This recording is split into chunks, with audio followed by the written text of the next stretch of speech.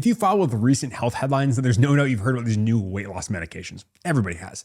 You've also probably heard a bunch of people talking about how they will make you lose way too much muscle and you'll actually be worse off than when you started. Is that true? Well, tune in today as we dive into the nuance of this question, and I'll give you the real take on what's going on with these meds. So first things first, let's talk about just an introduction, right? So weight, and understand everyone talks about weight. They talk about BMI and weight is very important, but weight is much more than a number, right? It's really important to understand that weight is much more than just a number on the scale. And what I mean by that is, yeah, we have a scale. It's a crude metric to measure how much we quote unquote weigh, but it's way different than that. The focus should really be on what makes up that weight, specifically changes in fat mass and lean mass during weight loss. And this podcast here is going to dive into how different weight loss approaches impact body composition. So specifically, we're going to look at classic lifestyle changes, things like diet and exercise, the new GLP-1 type medications and GIP, and then bariatric surgery. And yeah, we're looking overall, what does it look like when you lose weight with each one of these? Do they have similarities? Are they significantly different? And once again, stepping back here, I know that weight can be a big issue and a really touchy a subject for a lot of people. So I want to be conscious of that, but we have to talk about it. It's important for our health. And so we're going to do it. So first of all, how do we measure body composition? I just said like, hey, weight's not everything. What that mean is that weight is important. Absolutely. But body composition is probably more important, right? Body composition is how is that weight made up? Meaning lean tissue and non-lean tissue, things like bone, fat mass, muscle mass, all those things. And we want to measure that. How do we measure that? We have multiple ways of doing that. We have a couple of different ones here and we'll go through them one by one. The first one we're going to talk about is DEXA. So DEXA scan is X-ray technology. This is pretty much the gold standard. You know, you can get this in a lot of different places. It's relatively affordable. It's standardized. You can get info on bone density, lean tissue, fat mass, and it's a pretty low radiation. So really like DEXA is kind of the quote unquote practical gold standard. You know, there's probably another one we'll talk about MRI that's like the gold standard for the best one, but for the best bang for your buck and reproducibility, DEXA is pretty much it. Then we have bioelectrical impedance, which a lot of times you step on a scale and it puts electricity through you. You don't feel it, but it measures how much weight's going on. Maybe you have some hand grips as well. It's very simple, easy. It's decent. It's not the best. It's impacted by a ton of things like your skin temperature, your hydration status, all this stuff. We see this in studies quite a bit as well. Not quite as good as DEXA, but hey, if you have it, then that's fine. That's a big thing here. The thing I care most about is having a repeatable way of doing it, right? If you did DEXA, stick with DEXA. If you did bioelectrical impedance, probably stick with that. That'll probably be more helpful in long term. But yeah, that's another way we talk about there. Then we have MRI. MRI is amazingly accurate. It's awesome. It pretty much just made for research as it's just impractical, right? Nobody's going to go and get an MRI for their body composition purposes, right? It's going to take a long time. It's going to be really expensive. And that's just really not what we're doing. But it is the best. It's so good. And you get very good detail. And so it's probably our best one overall, but just so impractical. No one really does it. Then we have water densitometry, which is this kind of has some variable results. It is kind of dependent on user performance as well. You have to go underwater, see how much water is displaced, all that stuff. You can't really determine visceral fat, meaning fat on the organs, and you have to be able-bodied to go underwater to do this. And so this one's not nearly as big anymore. And there's also air displacement, which is the bod pod. This is better for those with mobility issues. This also can have a decently high cost. You can't localize where that fat tissue is once again, and not great in the setting of people with very high obesity. And then finally, we have skin calipers, which is where you're essentially grabbing certain spots of the body and determining how much subcutaneous tissue you have and fat. And it's very, very, very user dependent and variable. And that one, skin calipers are, unless you're really, really trained to do those over and over and over again, they're not fantastic. But we have quite a few ways of doing that. We're going to talk mostly about DEXA today because in the research world, that's what we're looking at. But I just wanted to let you know there are multiple ways to measure body composition and body fat. This isn't even including just getting simple measurements, right? Like a waist to hip ratio or just a waist ratio or hip ratio. Any of those things, those also count as well. The other ones give us more information in terms of where the fat is stored, all that stuff, and those don't necessarily do that. But there's lots of ways to do it, and so I just wanted to mention them at least. And so body composition and health outcomes, why do we care, right? Well, it's important to understand that body composition does matter. It's actually crucial for things. And there was a paper looked at a 2024 review by Carter and colleagues, and using data from the American Society for Metabolic and Bariatric Surgery, it highlights a strong connection with body fat and mortality, meaning for every 10% increase in body fat percentage, in adults, there is a 11% higher chance of mortality. So we're talking, hey, as your body fat percentage goes up, there is a direct link to mortality. And once again, these are observations. I'm not saying it's necessarily causative, but we're seeing that, that it's definitely associated. They also found that a 5 kilogram increase in fat mass was associated with a 6% higher hazard ratio for mortality. So once again, seems to be going. And there may actually be something called a J-shaped curve. So J-shaped association is where you essentially see, if you have no fat whatsoever, you might have higher mortality. Then you get a little bit on you and you kind of have that protection. And then when you go up again, you tend to have worse outcomes. That's kind of J-shaped. And that seems reasonable. And we see that in the literature as well, that there's kind of this J-shaped association between body fat and mortality with the lowest risk, of everything being around 25% body fat. So if you're, 18, 17, you're probably a little bit higher risk, whereas when you get to 25, that's kind of there. And we've seen that time and time again in literature, and that might just be due to geriatrics. As you age, having more mass might help you, withstand more insults or injuries or illnesses, stuff like that. But that's kind of where it goes. So it kind of suggests, though, that having a sweet spot there, have a little bit of body fat, not too much, not too little, that's where it goes. And overall, yeah, it's important to mention body composition because it can affect people's quality and quantity of lives, right? So it's affecting not only how long you live, but how robust you are in those years. And so that's why we care so much about these, and I wanted to mention it. Moving on to the different types of where fat is stored, this is really important as well. So you might have heard visceral versus subcutaneous fat. And visceral is the fat surrounding your organs. So think about the liver. When we talk about fatty liver, that's what we think about all the time. It's probably the number one example that I see. You get someone who has obesity and type 2 diabetes, and then you check their labs and you look at their liver numbers and they're probably gonna be elevated because they probably have some fat in it. And that's probably what it is. But visceral fat is the fat that is around your organs, and it's not good. Spoiler alert, not good. That is like the worst type of fat for us in terms of deposition. That tends to have worse metabolic markers and outcomes and health outcomes, all that stuff. And whereas we have subcutaneous is kind of the fat underneath the tissue and actually may have some sort of protective effects. Either way, even if it's not protective, it doesn't seem to be nearly as bad as the visceral adipose tissue. And those are linked to higher mortality, like I said. And so overall, we care much more than just about the total amount of fat, but also where it is located because it does make a difference. And the limitations of BMI, we'll talk about BMI. BMI is used as a tool in clinical practice, right? But it does not provide the whole picture, right? So it doesn't actually tell us anything about the total or actual composition of the weight, whether it's muscle versus fat. And as I mentioned before, that distinction between fat and muscle is crucial. And BMI can be useful. It's absolutely useful at a population level. It doesn't provide the granularity we need at the individual patient level. And it's a starting point, not the be all end all. So some people will say, oh, BMI doesn't matter because, I'm really jacked and strong. I will tell you what, I can probably count on like literally one hand the amount of times where my BMI has been like elevated to like very high overweight or obese. And I've walked in like, oh, snap, like dude's actually jacked. Like that is it. That does not happen. That is not what's happened. Actually, what happens more often is people are in the quote unquote normal BMI range and they actually have way more fat than they should. And they're under muscled and they're actually very metabolically unhealthy. And so when people say it's biased against people who are overweight, like I don't think that's true at all. That being said, it's biased both ways and it's not great. And so we use it as a general tool, a screening tool, right? So if someone comes in and a BMI is 55, like there's no way of having a healthy body composition when your BMI is 55. Like you just can't do it. So it's very simple in that regard. If you see, 35, 40 upper there, like nobody's going to be metabolically healthy in that situation. That being said, if your BMI is, 25 to 30, where it's like overweight, well then yeah, there's lots of ways where you can be healthy and do that as well. My whole life, I've pretty much lived in that overweight category, and not to say I'm like the beacon of health, but you can have that where someone who's fit, and does that just kind of it doesn't necessarily mean like, hey, if you went from a 27 to a 24, like you're gonna be drastically healthier. That's not necessarily the case. So as with most things, there's lots of nuance. I'll use BMI as a screener because we get it with height and weight. It's what it is. You look at it and then you say, hey, does this line up? And if it doesn't, then okay, cool. We can throw out the window. We can do something else, whether it's a waist to hip ratio or something like that. It's just something to consider. So I wanted to mention that BMI, it's there. It can be practical, but you got to kind of use it with a little bit of nuance. And first, let's talk about traditional weight loss now here in body composition. So what happens to fat and lean mass when you lose weight through diet and exercise? There's been a bunch of different studies looking at there, looking at I looked at multiple of them. And looked at one study specifically, looked at body composition changes using DEXA scans over 3 years. And these participants followed an energy-reduced Mediterranean diet, so calorie-reduced Mediterranean diet, and were encouraged to do physical activity as well. And the intervention group experienced a significant loss in total fat mass, both in percentage and absolute amount, and a decrease in visceral fat as well. However, they also experienced a small loss of lean mass, about 300 grams in the first year, with continued, though slower, decline over the next 2 years. And there was some regain of the fat mass over the next 2 years as well. And despite this, though, the ratio of lean mass to fat mass did improve in the intervention group. So what that means is, hey, they lost fat mass, they lost lean mass, but they seem to lose more fat mass than lean mass, so their overall proportion improved, and that's pretty good. And it does suggest that, yes, you can lose both these things and it will happen.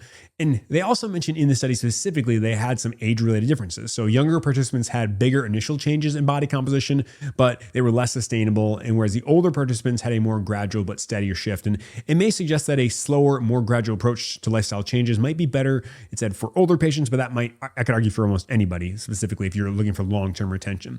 And this is kind of just the overall scheme I want you to think about is when you lose weight, you will lose fat and you will lose muscle. I guess I should say specifically, you will lose lean tissue. So we don't know. A lean tissue could be anything, right? Could be glycogen stores, could be water, could be muscle, could be bone, who knows what. But you will lose lean tissue and you will lose fat tissue. Like that is going to happen.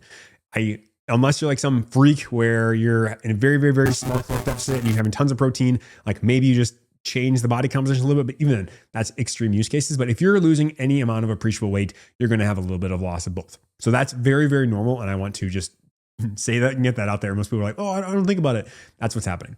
There is kind of this quarter fat-free mass rule. So overall, it's kind of generally suggested that about 25% of weight loss tends to be fat-free mass. So as I mentioned, fat-free mass is not necessarily muscle.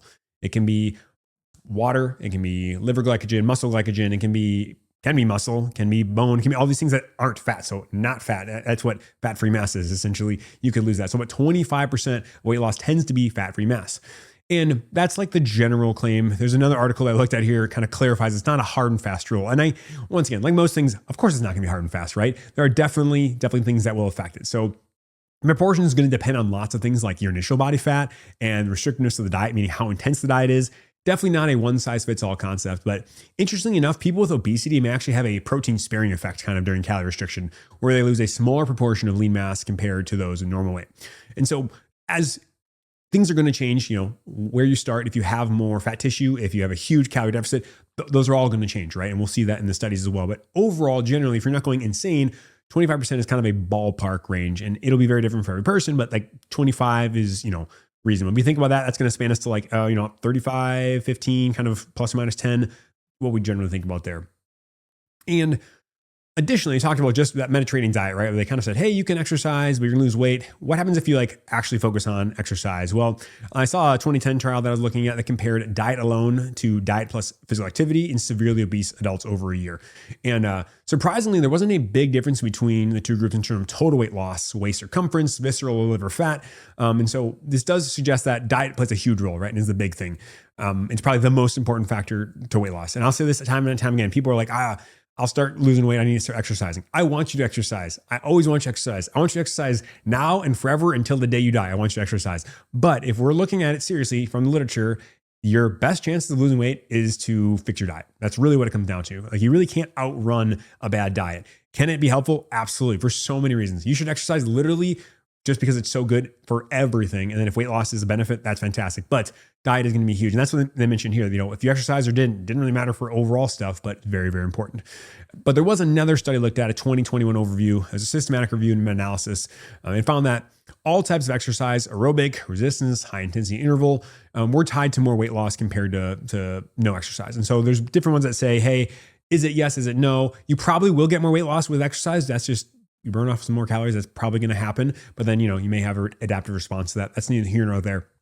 But specifically, diet is going to be the biggest thing. But regarding preserving lean muscle mass, right? So these studies found that resistance training specifically can significantly help reduce lean mass loss during these weight loss periods. That's the big thing. And exercise didn't seem to be the biggest thing in maintaining weight loss, but in terms of maintaining body composition, huge thing was resistance training. And so the key takeaway here is going to be that we do recommend combining dietary changes with resistance training. We want aerobic as well, because that's just part of being a healthy person. But if we're really trying to hold on to that muscle, we want resistance training. So that's the big thing we've seen. And we've mentioned that time and time again. That's really important. So now I want to talk about body composition changes with these GLP-1 or GIP receptors. So specifically semaglutide and tirzepatide. These are the ones everyone's talking about, right? They are huge, and everyone's seen them. They're online. Literally every ad in the world's like compounded semaglutide, compounded tirzepatide, and they're everywhere. And they're everywhere because they work. They're really good. They are showing impressive weight loss results. Specifically, we go back to the step 1 trial in 2021, semaglutide 2.4 milligrams. It showed a significant weight loss, almost 15% of weight loss total versus just over 2% with a placebo. But this is where kind of everything came from. They found in that study that about 45% of the loss was from lean mass. And this is what started the panic, right? When people saw 45%, like, whoa, that's way bigger than the quarter rule. Oh my gosh, what's going on? However, this is not necessarily panned out. And as we've said before, there's lots of differences for lots of different people. There's been other trials that have been done, and meta-analyses show that they've been studies claiming anywhere between 0% and 40% reduction in fat. As I mentioned, 0 is probably not going to be expected, but 40%, that's on the higher end. However, most of these data show an overall improved ratio to fat mass, to lean mass. So as I'm stepping back here, Some studies saw like pretty much, if they did resistance training or whatever, they saw no real change in their fat mass. I would still expect to see fat mass loss or lean tissue loss. I would still expect to see that. So that might be an anomaly, but anywhere from 0 to 45, that's a big range, right? So 0 to 40, kind of that ballpark. So that's what we've seen overall, which means we have lots of people who didn't lose a lot, and other people who did. But regardless, most of the data still shows a favorable improvement of the fat mass to lean mass ratio, meaning they still lost more fat mass than lean mass. They just lost a lot of lean mass. Because why? They probably had a lot to lose. That's really what it came down to. And then in 2022, we had the SURMOUNT-1 trial. This is on tirzepatide, right? So tirzepatide seems to be even stronger than semaglutide in terms of weight loss. It's a dual peptide. So it's a GLP-1 and GIP peptide kind of medication. And that really, really works. They have dramatic weight loss reduction. We're talking like 21% with the highest dose. So we're talking 20% of your total weight loss. That's a huge thing. And recently there was a 2024 analysis looking at this. It was a DEXA sub-study of the SURMOUNT and looked at body composition in detail with tirzepatide. And they found significant reductions in body weight, total fat mass, and visceral fat mass compared to placebo. And remarkably, the proportion of weight loss was similar in the tirzepatide and placebo groups, around 74 to 75% fat mass and 25 to 26% lean mass. So these are kind of contrary to what we saw previously with the semaglutide saying, hey, you lose right at that 25% rule. That seems reasonable. It's what we're going to do. And it kind of suggests that maybe some of these ones, tirzepatide versus semaglutide, they might actually have a protective effect on lean mass, meaning, hey, we did even better. But these proportions were consistent across different age groups, sexes, and level weight reduction, which is important. It's significant. We'll see significant weight loss, and then we also are going to see muscle mass as well. But we do see that weight loss. We see muscle mass, but current evidence, including these studies, suggests that muscle changes with these medications are adaptive, meaning that the changes in muscle volume are in line with the expectations based on age, underlying disease, and total weight loss. And they actually may improve the muscle quality by improving insulin sensitivity is another thing I read as well, which is interesting. But overall, if you look at the totality of the data, it does not seem like you're just melting like muscle away. That seems to be the thing on social media, right? It's like, oh my gosh, don't take these medications. They're going to melt muscle away. Well, we have to think about a couple of things, right? You will lose some lean tissue. That's going to happen. But we can try to prevent that by having a higher protein diet and doing resistance training and all that stuff. But overall, it seems like you're at a relatively similar pace to where you were with diet and exercise. And so people will tout, hey, diet and exercise, do that. And you lose 25% of your weight is fat-free mass. And then that's a good thing, right? But all of a sudden you do that through medication. So that's bad. Well, you got to pick what you want, right? Do you want people to have the benefits of weight reduction and all that comes with it? Or do you think it's only good if they do it through a natural way? I don't know. It's one of those things where you just got to step back and be like, what's the end goal? If we are at excess adiposity leading to metabolic diseases and metabolic syndrome, then losing weight with a little bit of muscle, I will probably take that if that improves all the other cardiometabolic markers. That's just something to think about there. But overall, it doesn't seem like it's way worse, like most people are blowing out of proportion, but that gets clicks. But it doesn't seem to be the case at all. And then moving on with bariatric surgery, I just want to touch base here because this is a big one. Bariatric surgery, shocker, also works really well in terms of it leads to significant and rapid weight loss with substantial changes in body composition. One meta-analysis I looked at found that people lost over 8 kilograms of lean mass within the first year of surgery. That's lean mass, just lean mass, not total body mass, but 8 kilograms of lean mass.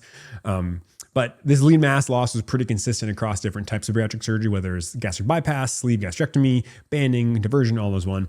But about 55% of that lean body mass loss happens in the first 3 months after surgery, highlighting the importance of early interventions to preserve lean mass. Another study looked at compared patients who lost more than 50% of their excess weight to those who lost less, and the group with the higher excess weight loss had a better ratio of fat mass to lean muscle loss in comparison to the other group. And this higher weight loss group also had an increase in their mean skeletal muscle index percentage. So once again, a big chunk of both lean tissue and fat was being lost, but it overall improved the ratio of the person, which I thought was pretty interesting.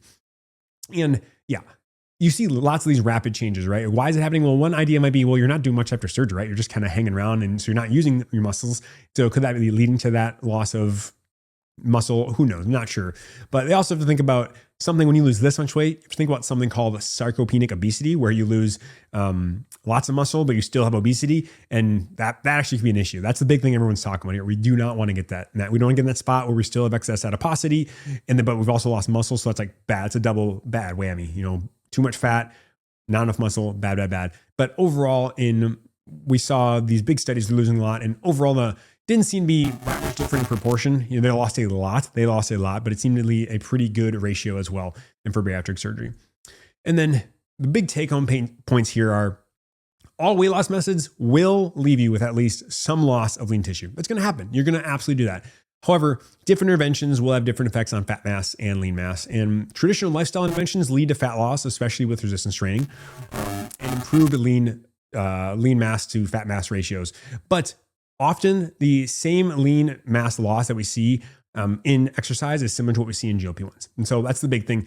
You can have big weight loss with these medications and bariatric surgery, but overall it seems to be relatively similar to what we see in traditional means of weight loss. And bariatric surgery is a big one where you lose a lot once again, also similar. But on top of this, another big take home I just want to see is you have to really individualize this to the patient, right? So when someone is seeing you in the clinic, which they see me as a physician and they may not see you, but if someone's going to talk to you about this, it's because of a couple of reasons, right? One, it could be just, hey, like I don't enjoy the way my clothes fit. I don't feel confident. That's like one reason people won't want to. Another reason is people, hey, I'm at risk for these certain things. I have diabetes now. My family has a history of heart disease. Like I'm worried about this. And so people are coming to you for a reason for weight loss. We have to determine, is the risk of losing some of that lean body mass, is that worth it? That's really the discussion.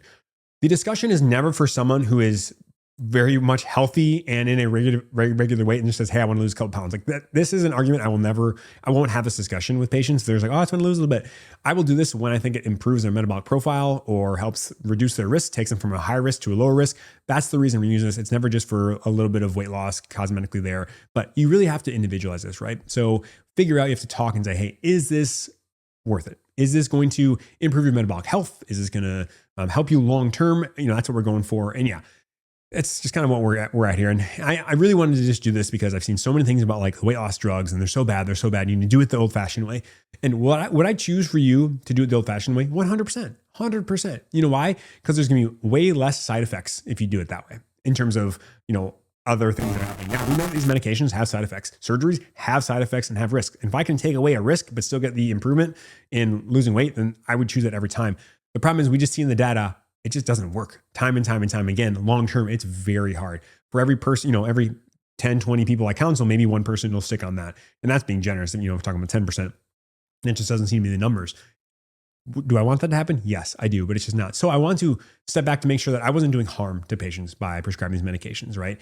I think overall, I feel consistent that, hey, if we're smart about this, if we're exercising, doing resistance training while we're on these medications, then the fat mass loss to lean mass loss should be similar to other means of weight loss. And that's the really big take home that I found from this is that, hey, we can still do this. And once again, sometimes people just need help, right? Some people have a harder time losing weight. And that's the thing. I want to have as many tools in my toolbox as humanly possible. And so, yeah, some people might say, oh, you're a shill for big pharma. No, like first things first, I'm always going to do lifestyle. But the question is, if someone's not having success with lifestyle, what are you going to tell them? Try harder? Like, sorry, like that's it, gigs up. Or can you say, hey, we have an option to help you lose some weight and probably improve your cardiometabolic health, all those things. To me, that's just crazy if we don't do that. It's the same thing if you had high blood pressure. You wouldn't be like, hey man, try harder. Like try harder. If you tried harder not to have high blood pressure, it's like, no, we're going to help you along the way. We're always going to be working on lifestyle factors along the way as well. And yeah. So I guess that's obviously something that works me up a little bit just because I want to help as many people as possible. And I want people to be healthy. And however we need to do that, let's do it. That's kind of my idea behind it. We're always going to start on a pyramid. I was thinking pyramid of treatment. The big base, what's the base of your pyramid? It's going to be lifestyle changes. Then we move up. We can talk about medications, and then surgery is kind of our last resort potentially. And that's kind of how I think about most interventions. But overall, really important topic. Just wanted to mention it. Thanks for stopping by. I really appreciate it. If you did like this, though, it would mean the world to me. If you liked the video on YouTube, subscribe on your podcast platform of choice, or if you share it with a friend. Sharing with a friend is like the highest compliment. I really appreciate it. But thanks so much for stopping by. Now get off your phone, get outside, have a great rest of the day, and we'll see you next time.